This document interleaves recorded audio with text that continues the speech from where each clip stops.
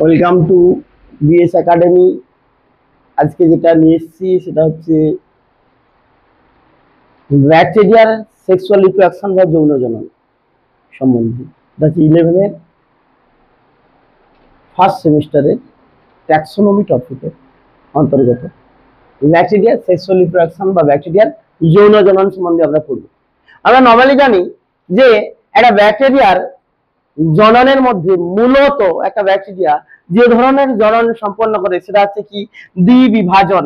একটা ব্যাকটেরিয়া সাধারণত কি করে, মূলত যে পদ্ধতির মাধ্যমে, তুমি এমনি নর্মালি জানো যে একটা ব্যাকটেরিয়ার জনন অঙ্গ জনন পদ্ধতিতে হয়, অযৌন জনন পদ্ধতিতে হয়, যৌন জনন পদ্ধতিতে হয়, তিনটা জনন পদ্ধতিতে হয়। তো যার মাধ্যমে একটা ব্যাকটেরিয়া সব থেকে বেশি জনন সম্পন্ন করে সেটা হচ্ছে কি দ্বিবিভাজন বা বাইনারি ফিশন। দ্বিবিভাজনের কনসেপ্ট জাস্ট কি না, একটা ব্যাকটেরিয়া ধরো, এটা তার জেনেটিক বস্তু ধরো, সেটা প্রথমে কি হয়, একটা জেনেটিক বস্তুটা কি হয়, দুটো ভাগে ভাগ হয়ে যায়। তারপর কি হয়, একটা ব্যাকটেরিয়ার সেল ওয়াল এইভাবে ভেতরের দিকে ভাঁজ হয় বা কনস্ট্রিক্ট হয়, দুদিকে দুটো ডিএনএ চলে যায়। তারপর কি হয়, এই ভাঁজটা একদম পরস্পরকে স্পর্শ করলে সেখানে কি হয়, একটা থেকে দুটো ব্যাকটেরিয়া সৃষ্টি হয়। তো মূলত একটা ব্যাকটেরিয়া যার মাধ্যমে সব থেকে বেশি জনন সম্পন্ন করে সেটা হচ্ছে দ্বিবিভাজন। অনুকূল পরিবেশে একটা ব্যাকটেরিয়া দ্বিবিভাজনের মাধ্যমে সব থেকে বেশি জনন সম্পন্ন করে।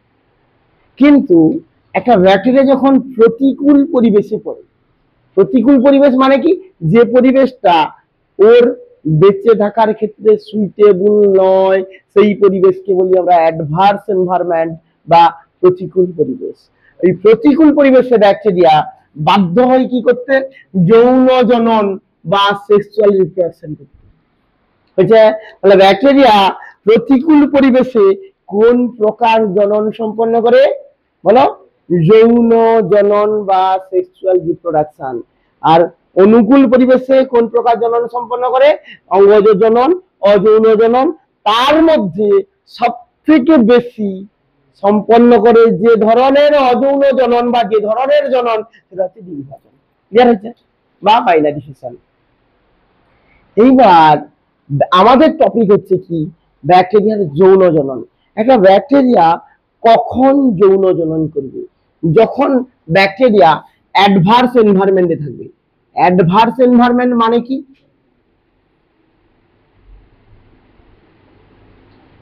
প্রতিকূল পরিবেশে থাকবে। যৌন জনন তিন ভাবে সম্পন্ন হয়, একটা কনজুগেশন, একটা ট্রান্সফরমেশন, একটা ট্রান্সডাকশন। এই তিন প্রকার যৌন জননের মধ্যে ব্যাকটেরিয়া যে প্রকার যৌন জননকে প্রতিকূল পরিবেশে সব থেকে বেশি মাত্রায় চুজ করে সেটা হচ্ছে কি কনজুগেশন। তোমাকে যদি প্রশ্ন আসে যে ব্যাকটেরিয়া যৌন জননের মধ্যে কোন জননটি ব্যাকটেরিয়া সব থেকে বেশি মাত্রায় করে যৌন জননের মধ্যে, কনজুগেশন। বুঝছে, আর যৌন জননের মধ্যে সব থেকে কম মাত্রায় যে জননটা সম্পন্ন করে, রেয়ার হয়, রেয়ার সব থেকে কম মাত্রায়, সেটা হচ্ছে ট্রান্সফরমেশন। এটা রেয়ার কেসে, রেয়ার হয়েছে, একদম কম রেটে হয়, যেটা একদম কোনো না রাস্তা পেলে যখন কনজুগেশনের স্কোপ নেই, যখন ট্রান্সডাকশনের স্কোপ নেই, তখন বাধ্য হয়ে জনসংখ্যা বৃদ্ধির জন্য সে কি করে, ট্রান্সফরমেশনকে বেছে নেয়। ক্লিয়ার হয়েছে। এইবারে আমরা একটা একটা পদ্ধতি সম্বন্ধে পড়ে নেব। আমাদের যে পদ্ধতিটা একটু ডিটেলে দেওয়া আছে, একটু ভালো করে দেওয়া আছে, সেটা হচ্ছে তোমাদের সিলেবাস অনুসারে, এটা হচ্ছে কনজুগেশন। কনজুগেশনটা কি আমরা আগে জানবো, মন দিয়ে শুনো যে কনজুগেশন জিনিসটা কি। দেখো, কনজুগেশন বা সংশ্লেষ জিনিসটা কি, আমরা নর্মালি জানি একটা ব্যাকটেরিয়ার জেনেটিক বস্তুকে ডিএনএ, একটা ব্যাকটেরিয়ার জেনেটিক বস্তুকে ডিএনএ। কিছু কিছু ব্যাকটেরিয়ার ক্ষেত্রে নিজস্ব ডিএনএ বাদে অতিরিক্ত একটা চক্রাকার ডিএনএ থাকে, তাকে আমরা কি বলি, প্লাজমিড ডিএনএ। ক্লিয়ার হয়েছে? তাহলে প্লাজমিড কাকে বলছি? তাহলে ব্যাকটেরিয়ার নিজস্ব ডিএনএ ছাড়া অতিরিক্ত চক্রাকার ডিএনএ কে বলছি প্লাজমিড ডিএনএ। বলছে প্লাজমিড যে extra circular DNA of A bacterial chromosome, নিজস্ব ডিএনএ বাদে একটা অতিরিক্ত চক্রাকার ডিএনএ কে বলছি কি প্লাজমিড ডিএনএ। তবে সব ব্যাকটেরিয়ায় প্লাজমিড থাকে না, যে ব্যাকটেরিয়ায় প্লাজমিড ডিএনএ থাকে তাকে বলছি কি এ প্লাস ব্যাকটেরিয়া বা পুরুষ ব্যাকটেরিয়া হিসাবে একে বিবেচিত করা হয়। কথাটা বোঝা গেছে? এরপর বলছি কি যে ব্যাকটেরিয়ার প্লাজমিড ডিএনএ অনুপস্থিত তাকে এম মাইনাস ব্যাকটেরিয়া বা ফিমেল ব্যাকটেরিয়াও বলা যায়, স্ত্রী ব্যাকটেরিয়াও বলা যায়। হয়েছে? এবার যৌন জনন মানে কি তুমি ভাবো যে জেনেটিক মেটেরিয়ালটা ট্রান্সফার হবে মেল থেকে ফিমেলের দেহে, তো এখানে স্যার কি করে ট্রান্সফার হবে? ক্লিয়ার? বোঝা গেছে? তাহলে আমরা ব্যাকটেরিয়ার দুটো টাইপ জানলাম, একটা এ প্লাস ব্যাকটেরিয়া যার প্লাজমিড ডিএনএ থাকবে, আর একটা এ মাইনাস ব্যাকটেরিয়া যার প্লাজমিড ডিএনএ থাকবে না। এই রকম দুটি ব্যাকটেরিয়া তোমরা নিজেরা যখন ব্যাকটেরিয়ার গঠনে পড়েছো, ব্যাকটেরিয়ার মধ্যে চলনে সাহায্য করে গমনে কে ফ্লাজেলা, দেহের তুলনায় 10 থেকে 100 গুণ বড় হয়, ফ্লাজেলার থেকে একটু বড় হয় পিলি, ছোট হয় পিলি, একটু মানে অনেকটাই ছোট পিলি, তার থেকে আরো ছোট ফিমরি। পিলি দু ধরনের হয়, একটা অর্ডিনারি পিলি মানে যে পিলি ফিমরির কাজ কি জানো তো? হঠাৎ করে ধরো কোনো বস্তুর সঙ্গে অ্যাটাচমেন্ট বা আটকে রাখতে সাহায্য করে। তো প্রশ্ন, পিলি দু ধরনের হয়, একটা অর্ডিনারি পিলি বা অঙ্গজ পিলি, আর একটা যৌন জননের যে সাহায্য করে তাকে বলি সেক্স পিলি বা যৌন পিলি। বুঝলে? তাহলে দুটো ব্যাকটেরিয়ারই যৌন পিলি থাকবে, সব ব্যাকটেরিয়া আছে। প্রশ্ন, যৌন পিলিটাকে কাজে লাগায় না, কখন কাজে লাগায়? যখন প্রতিকূল পরিবেশে পড়ে, যৌন জনন করার জন্য, কনজুগেশন করার জন্য। এবারে দুটি ব্যাকটেরিয়া পাশাপাশি এলে তাদের সেক্স পিলি পরস্পরের সঙ্গে মিলিত হয়, মিলিত হয়ে এই যে সেক্স পিলি মিলিত হয়ে একটা টিউবের মতো গঠন তৈরি করে। সেই টিউবটার নাম কি? কনজুগেশন টিউব বা সংশ্লেষ নালী। বুঝছে? এইবারে দেখো, এরপর এ প্লাস ব্যাকটেরিয়ার প্লাজমিড ডিএনএ টি রেপ্লিকেশনের মাধ্যমে একটি রৈখিক প্লাজমিড তৈরি করে। কি বললাম? এরপর এ প্লাস ব্যাকটেরিয়ার প্লাজমিড ডিএনএ টি রেপ্লিকেশনের মাধ্যমে একটি রৈখিক প্লাজমিড তৈরি করে। হয়েছে? এই প্লাজমিডটা কার দেহে যাবে? এই প্লাজমিডটা এম মাইনাসের দেহে যাবে। হয়েছে না হয়নি? গিয়ে যেতে যেতে যাওয়ার পর কি হবে? কনজুগেশন টিউব খুব সেনসিটিভ, সামান্য শব্দেও ভেঙে যায়। এই যে সন্ধ্যাবেলা বলে না শাঁখ বাজাতে, এর একটা উপকারিতা আছে, ব্যাকটেরিয়া ধ্বংস হয়। ওখানে বুঝে যাচ্ছে তো? কনজুগেশন টিউবে ধ্বংস মানে জনন করতে পারে না, প্রজনন করতে পারে না। প্রশ্ন হচ্ছে কনজুগেশন টিউবটি খুব সেনসিটিভ, সামান্য আওয়াজেও ভেঙে যায়। এই ট্রান্সফার হওয়ার পর কনজুগেশন টিউবটি ভেঙে যায়, অনেক সময় আগেও ভেঙে যায়, তখন হলো না আর। কথাটা বুঝতে পারছেন? পারেন? কনজুগেশন টিউবটি ভেঙে যায়, ফলে কি হয়? তাহলে প্লাজমিডটা চলে এলো তো এ প্লাস থেকে এম মাইনাসে, কিন্তু প্লাজমিড রেপ্লিকেশন করে তার একটা কপি রেখে দিয়েছে। রেপ্লিকেশন মানে ডিএনএ থেকে ডিএনএ তৈরি, প্লাজমিড ডিএনএ রেপ্লিকেশন করে একটা কপি রেখে দিয়েছি। রেখে দিয়ে কি করে? আর একটা যেটা তৈরি করলো আর একটা ডিএনএ, সেটা কি করলো? রৈখিক অবস্থায় দিয়ে দিল কোথায়? এম মাইনাসে। তখন এম মাইনাসে তো প্লাজমিড হয়ে গেল, এম মাইনাস কিসে পরিণত হবে? এ প্লাসে। এটা গেল কি? এটাও কনজুগেশন, আমরা পরে আসবো। তাহলে প্রশ্ন হচ্ছে কি, তাহলে এখান থেকে আমরা টার্ম ইন জেনারেল টার্ম থেকে সংজ্ঞা কি পাবো? তাহলে কনজুগেশন কাকে বলি? যে প্রক্রিয়ার মাধ্যমে দাতা এ প্লাস ব্যাকটেরিয়ার যে প্লাজমিড ডিএনএটি কনজুগেশন টিউবের মধ্য দিয়ে এ মাইনাস ব্যাকটেরিয়া স্থানান্তরিত হয়, তাকেই বলছি কি? কনজুগেশন বা সংশ্লেষ। ফলে উভয় ব্যাকটেরিয়াই এ প্লাসে পরিণত হয়, মানে এ প্লাসটা প্লাসে আছে আর মাইনাসটা প্লাসে থাকে। ক্লিয়ার হয়েছে না হয়নি? এবারে এটা আরেকবার বলবো কিনা দেখো, যে প্রক্রিয়ার মাধ্যমে দাতা এ প্লাস ব্যাকটেরিয়ার প্লাজমিড ডিএনএটি কনজুগেশন টিউবের মধ্য দিয়ে এম মাইনাস ব্যাকটেরিয়ার দেহে প্রবেশ করে, এর ফলে মাইনাস ব্যাকটেরিয়াটি এ প্লাস ব্যাকটেরিয়ায় পরিণত হয়, এই প্রক্রিয়াকে বলছি কি? কনজুগেশন বা সংশ্লেষ। হয়ে যায়। জেনারেলি 3 ধরনের কনজুগেশন থাকে। হয়ে যায়। একটা এ প্লাস এম মাইনাস এর মধ্যে কনজুগেশন, এটাকে পুরুষ ধরছি, এটাকে স্ত্রী ধরছি। এম মাইনাস এই যে ফারের মধ্যে কনজুগেশন, এই যে ফারটাকে পুরুষ ধরবো, একে স্ত্রী বলবো। আরো আছে সেক্সডাকশন বলে একটা পদ্ধতি আছে, তোমার সিলেবাসে দেয়নি, ওটা আমরা পড়ার দরকার নেই, হয়ে যায়। তাহলে আমরা পড়বো কনজুগেশনের তোমার সিলেবাসে দেওয়া দুটো পদ্ধতি, কি না, একটা এ প্লাস এম মাইনাস আর এই যে ফার এম মাইনাস, হয়ে যায়। এইবার আমরা চলে আসি এ প্লাস এম মাইনাস এর কনজুগেশন, যেটা আগে ইন্ট্রোডাকশনে বলেছিলাম। কিছু ব্যাকটেরিয়ার নিজস্ব ডিএনএ ছাড়া অতিরিক্ত চক্রাকার ডিএনএ থাকে, তাকে বলি আমরা প্লাজমিড ডিএনএ। এই প্লাজমিড ডিএনএ যুক্ত ব্যাকটেরিয়াকে বলছি কি এ প্লাস ব্যাকটেরিয়া, হয়ে যায়। আর প্লাজমিডকে আমরা এ ফ্যাক্টরও বলতে পারি বা সেক্স ফ্যাক্টরও বলতে পারি, কারণ যেটা আছে এ প্লাসের আছে, এ মাইনাসের নেই। সেক্সুয়াল রিপ্রোডাকশনে সাহায্য চলছে সেক্স ফ্যাক্টর। আচ্ছা, আর যে ব্যাকটেরিয়ার প্লাজমিড ডিএনএ নেই তাকে বলছি আমরা কি এম মাইনাস ব্যাকটেরিয়া। এই রূপ দুটি ব্যাকটেরিয়ার এটা কি সেক্স পিলি পরস্পর যুক্ত হয়ে একটি কনজুগেশন টিউব বা হলো টিউব তৈরি করে, যাকে বলি কনজুগেশন টিউব। ফাঁপা নালী তৈরি করে, যাকে বলি কনজুগেশন টিউব, যার মধ্য দিয়ে এরপর এ প্লাস ব্যাকটেরিয়ার প্লাজমিড ডিএনএটি রেপ্লিকেশনের মাধ্যমে একটি রৈখিক প্লাজমিড ডিএনএ তৈরি করে, যা এম মাইনাস ব্যাকটেরিয়ার দেহে প্রবেশ করে। এর ফলে এম মাইনাস ব্যাকটেরিয়াটিও এ প্লাস ব্যাকটেরিয়ায় রূপান্তরিত হয়। এবার তোমরা যদি আমাকে একটা প্রশ্ন করো, এটা তোমাদের নেই, যে স্যার এটা কি করে গোলটা কি করে রৈখিক হবে, আবার সেখানে গিয়ে আবার গোল হয়ে যাচ্ছে, এটা প্রশ্ন। নর্মালি এটা তোমাদের 12 এ আছে, 12 এও নেই এই প্রসেসটা, হালকা আছে রেপ্লিকেশন প্রসেস। দেখো নর্মালি রেপ্লিকেশনে এখানে কি হয়, দেখো এখানে যে প্লাজমিডটা গোল এইভাবে আছে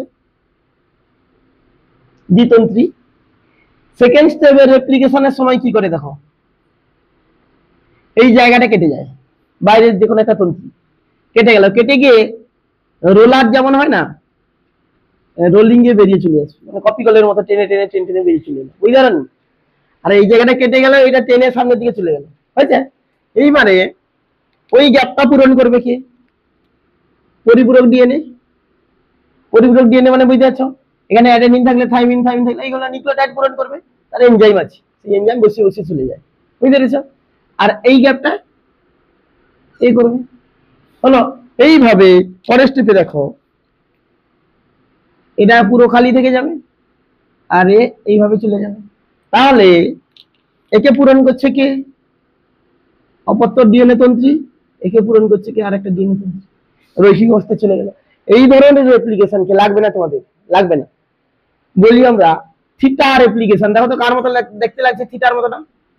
এই ধরনের রেপ্লিকেশন কে বলি থিটা রেপ্লিকেশন বা rolling circle replication. Rolling circle মানে একজন সার্কেলে মানে চক্রাকারে এরকম বেরিয়ে যাচ্ছে, আর আরেকজনটাকে সার্কেলটাকে রোলিং করছে, রোল করে। রোল মানে সিট, সিট মানে তার উপর একটা কি করা হবে, বুঝতে পারছো। এগ রোল, এগ রোল কেন বলে, বলো এগ রোল কার উপর, কার উপর, ময়দার রুটির উপর এগটাকে রোলিং করে দেয়, এগ রোল। আর রোলিং সার্কেল কেন, এটা সার্কেল করে অপত্য ডিএনএ তন্ত্রীটা রোল করছে, বুঝছে, লাগবে না। আর নর্মালি যে রেপ্লিকেশন আমরা পড়ি সেটাই কি হয়, তোমরা নর্মালি জানো, এটা ডিএনএ, বুঝছে। ডিএনএ তন্ত্রী হেলিকেজ উৎসেচক বলে একটা এনজাইম আছে, কি করে জানতো, তন্ত্রী দুটো এইভাবে পৃথক হয়ে যায়, হাইড্রোজেন বন্ড যখন ভেঙে যাবে, আরে এ তো ভেঙে ভেঙে যাচ্ছে সামনের দিকে, এই এনজাইমটা ভেঙে ভেঙে গেলে কি হবে, দ্বিতন্ত্রী ডিএনএটা পৃথক হয়ে যাবে, হয়ে ওয়াই আকৃতি অংশ সৃষ্টি করবে।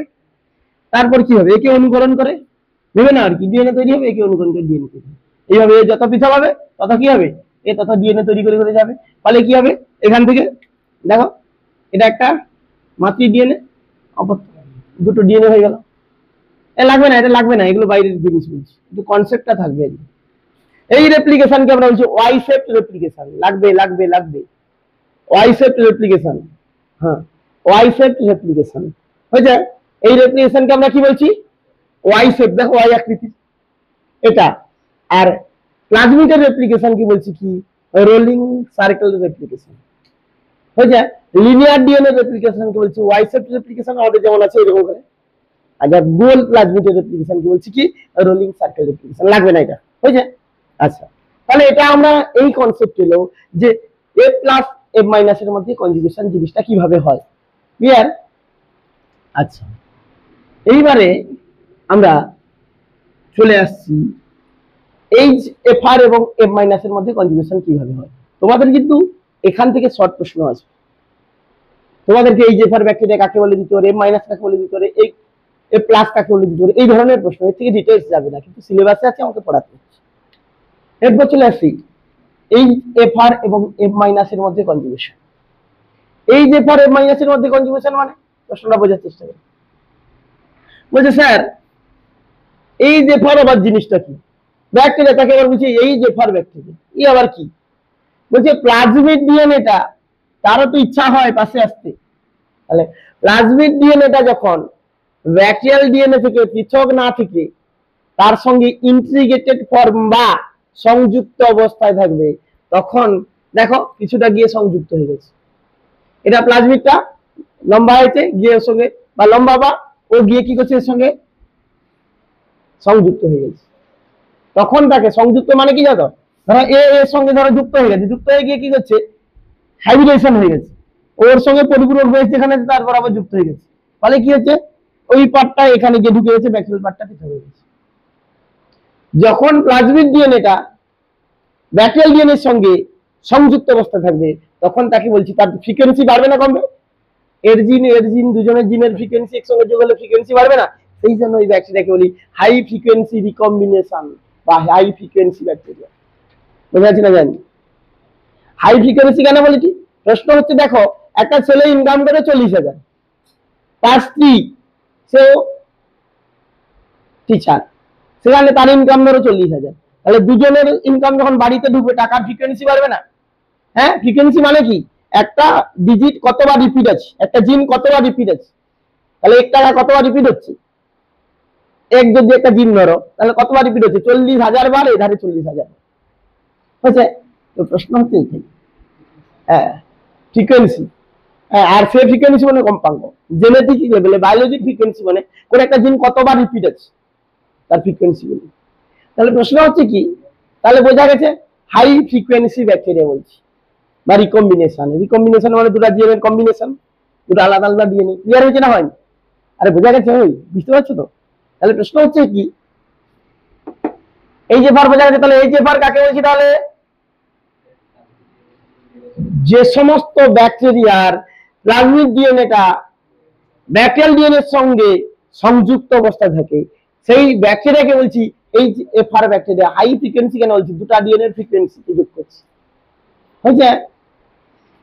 আর এই গঠনটাকে কি বলবো তখন, তখন এই জেনেটিক বস্তু সহ প্লাজমিডকে একত্রে বলছি কি এপিজোম। প্রচুর ইম্পর্টেন্ট শর্ট প্রশ্ন, এপিজোম। প্লাজমিড যখন ব্যাকটেরিয়াল ডিএনএর সঙ্গে যুক্ত হবে তখন সেই গঠনকে বলছি এপিজোম। এপিজোম যে ব্যাকটেরিয়া থাকবে তাকে বলছি এই জেফার ব্যাকটেরিয়া। ক্লিয়ার হয়েছে?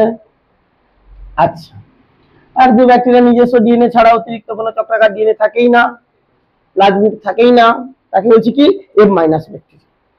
এইবারে এইরূপ ব্যাকটেরিয়া দুটি পরস্পর পাশাপাশি এলে তাদের সেক্স প্লির মারফত পরস্পরের সঙ্গে যুক্ত হয়ে যাবে, যাকে বলি কনজুগেশন টিউব। আর লিখিনি।